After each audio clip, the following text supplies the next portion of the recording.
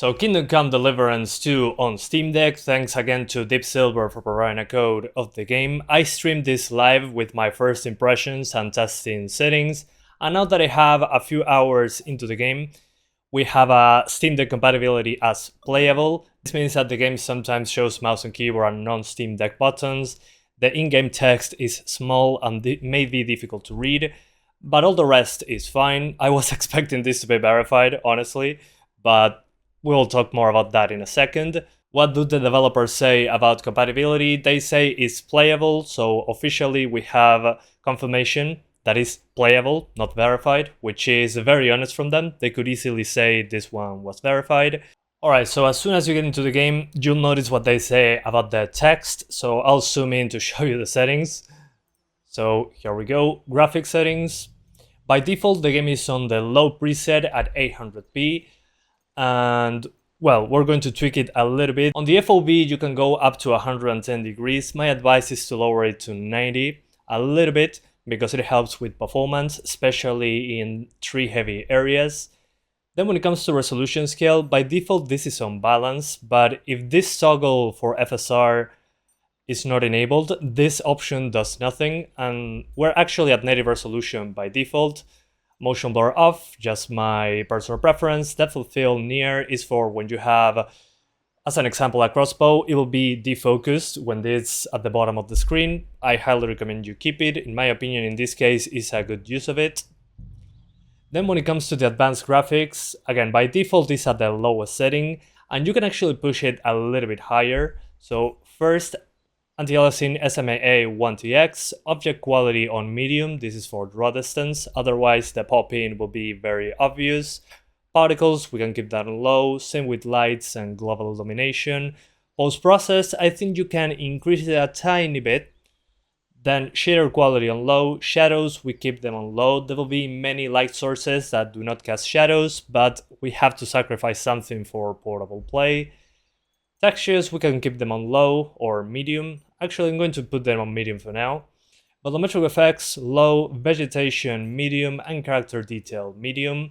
So as you can probably notice, the options that I put over low are actually related to draw distance, so the objects don't pop in a more obvious manner. Same happens with vegetation and characters, so we hit confirm. Yes, and I want to thank our new sponsor, Instant Gaming. Instant Gaming is a key reselling marketplace with keys that come from official resellers with 24/7 support if you have any issues with the keys, so they're always available to help you out if anything happens to it. We got Final Fantasy VII Rebirth for $40, Kingdom Come Deliverance 2 Gold Edition, the game we're playing today, for $61.74 for the Gold Edition. So if you buy the game using the link in the description, I get a small affiliate kickback, and you get the game discounted as well, as you can see right now, for a cheaper price, and you can find it on Steam. But if you end up buying this game with the Gold Edition that includes all the expansions, you can save a lot over the Steam option. And due to this new partnership, we're giving away one game every month to one of you guys in the audience, so follow also the link in the description.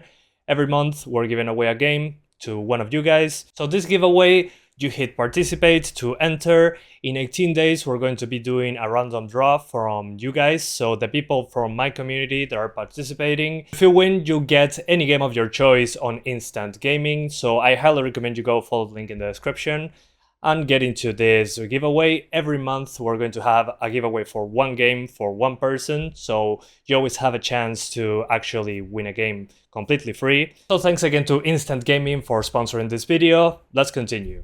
So as usual, I'm going to show you multiple parts of the game. This is the very beginning, which looks to be very CPU intensive. There is a good amount of NPCs, and they're basically attacking this castle. Again, I don't think this is a worst case scenario. I said it multiple times in the past when playing the game.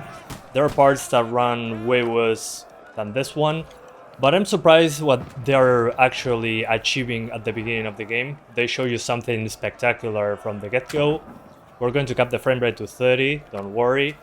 At the moment, we're actually GPU bound with a lot of CPU usage. And again, as I think this game looks fantastic, considering we're on low settings with some stuff related to draw distance on medium. So the first impressions, apart from the game looking great, are that performance at native resolution, again, this is not upscaled, this is 800p native, the native Steam Deck's resolution. You can get very impressive results, at least in my opinion. But I did lower the particle quality, because when particles are close to the camera, it can get very heavy for the GPU. So as you can see, there is some stutter when something new is happening. But that's for the CPU usage here, with the amount of enemies on screen and particles. If you look at it right now, there will be a big explosion now. There it goes. So this will be big on the GPU usage, as you can probably notice. So we drop very little into the upper 30s. And this, you can remedy this by using upscaling, but we're going to talk more about that in a moment. So first impressions are good in this part, but there's more to this game than just this first battle. As soon as you get out of the castle, you start moving around in this horse. It's an automatic thing. And this is when I started the game for the first time, where I said, okay, we should be focusing on increasing the draw distance, because it's usually not that much of a hit if you push it up to medium. So there is shadow pop-in, because we're on low. Medium shadows is way more expensive on the GPU. And there's some grass pop-in that you can notice at a short distance, but on low is way more noticeable. I think that small increase into medium draw distance is worth doing. And again, we're at native resolution, so there's some room to spare. There's some sections where it can drop into the upper 20s. But as of right now, at native, it actually looks pretty good in my opinion, and it's pretty consistent. So now we're having a conversation with a group of NPCs, and you can see the heavy depth of field, and this drops us into the upper 20s. In my opinion, it's not a huge deal when it comes to the game experience. You're most of the time above 30 using these settings. It's just in these cutscenes when there is detail in the background and heavy depth of field, close-ups especially, where it can drop some frames. Like here, you can fix this and lock it to 30 using FSR. In my opinion, you should use FSR quality. Still looks pretty good, especially on the smaller screen.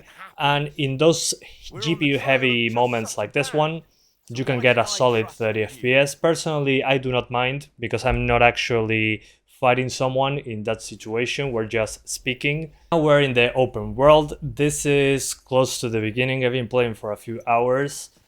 And this is when you're going to notice the grass popping in. So when you're going on horseback, you can see it show up. But again, on medium settings, if this is what it looks like on medium settings, on low, the grass will pop in right next to your face. So that's something that I highly recommend, again, to go for medium draw distance, especially when it comes to vegetation and grass. And you might say, oh, you can get 40s in the game, why not lock it to 40 FPS and use upscaling? Great question. Unfortunately, for getting 40s, the CPU is the limitation. So no matter what I did, I couldn't get it to stick to 40 FPS. I tried everything. And I also want to get to a more demanding castle part. So I'm working on getting into that section to see if it's heavily CPU limited even at 30. Sometimes stuff takes out a bit to load for some reason. Oops. And I fell off the horse. And well, what to say, it runs fantastically well, all things considered. But in this case, I'll recommend locking it to 30 FPS. Alright, welcome back. Now we are in handheld mode. And as you can probably notice, it looks very sharp. All things considered, we're at native resolution. So my advice is to go into the Steam Deck's menu and lower the frame limit to 30, just so we stay at 30 across the board. This includes the GPU demanding parts. This part is less GPU demanding, but more CPU demanding. And as you can probably notice, in these sections, you should get 2.5 to 3 hours of battery. And again, there's a good amount of detail in the buildings. You can go indoors to buy, steal things, There are some missing shadows from candles, obviously. That's reserved for the high shadow setting that is super demanding. And well, in general, in the wilderness like this, in smaller towns, you get something like this, which again, I think it looks fantastic. Yeah, the text is small, like Valve says in the verification, but I think it looks fantastic. CryEngine is still a beast when it comes to graphics, especially foliage. This displays, when you increase the settings generally, in this part, it uses a lot of GPU, and that's because this main light casts shadows in real time. And if you're on higher settings like medium, torches will also cast shadows. And if you're on high, even these candles right here will cast shadows. And even now, the light from outside does cast shadows indoors a little bit, which again, I think is very impressive. This is low shadows. And here there's a lot of vegetation and stuff. So considering all those shadow casting lights and stuff and the amount of foliage, this part actually is pretty GPU heavy. Which again, considering we're still at native resolution, this blows my mind. I mean, an optimized game in 2025, on day one, on Steam Deck. Quick try from my end, let's go lower. Let's lower the resolution scale to something like balanced, with a little bit less sharpness. Sorry that the text for the settings is so small. I'm trying my best to show it to you guys. So we got for balanced FSR, we put everything on low. Let's make it easier for the Steam Deck. So everything on low. We apply the changes and we unlock the frame rate. Let's try to get 45, since it's half the refresh rate, half 90 Hz basically. So here, balanced FSR, and in the wilderness, as you can see, it doesn't seem to be difficult to reach 45. This is, again, just one section. I'm going to show you more in a moment. So you get the worst draw distance for everything, but even in here, you still have shadows and all that, and a lower resolution. And I'm using balanced upscaling. But despite being a big hit to resolution, I think it still looks pretty good. Again, we're talking about a 7-inch screen. I mentioned the beginning of the game is quote-unquote less demanding, but on the CPU side is much heavier, so the GPU heavy area, forest, places with lots of foliage is fine. But then in moments like these with, again, a small castle and a good bunch of NPCs, including the enemies, the CPU performance is what suffers the most, so the CPU gets maxed out very often, gets slammed more often than before, so it's harder to maintain the 40 FPS range as before, especially again when stuff like this is happening. This is the very beginning of the game, but you can still be pretty close. The hardest it dropped for me was 39 FPS in this combat, so maybe a 40 FPS cap, especially on the LCD Steam Deck. With the slower RAM, it can actually drop a bit lower in these sections. So keep shooting them and get into... Here we go, the enemies are doing something, so as soon as that happens, the CPU usage will get higher. Let's reload this. And again, as I get closer to the gates with more NPCs, I'll be dropping quite a few frames. So again, the CPU is crying right now. That's why we get those drops. The GPU is doing a bit less work. So again, a 40 FPS cap on the OLED and the LCD might be a better idea, but I cannot guarantee 100% 40 FPS, even with these settings. And as you can probably notice, in comparison to the 30 FPS configuration, there's more pop-in when it comes to everything about grass, geometry. Again, on the smaller screen, I don't think it's a huge deal. Let me go around. I mean, the buildings still look nice, but a little bit barren when it comes to foliage, especially. Let's get back into town. But the frame rate is still fine. The GPU is a little bit of the limiting factor in foliage-heavy areas, so not much of a problem. The issue is when you get, again, to CPU, more CPU-heavy sections, such as the one that I was showing you at the beginning of the game.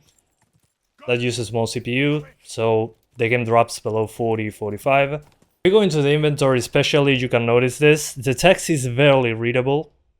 So if they find a way to redesign this to fit smaller screens, this could easily be verified. I mean, performance is good. There is a lot of scalability options. Unfortunately, in some sections, you're going to be CPU bound. So getting 45 FPS, I don't think it's an amazing idea. I mean, it works well, but you gotta sacrifice lots of draw distance and resolution.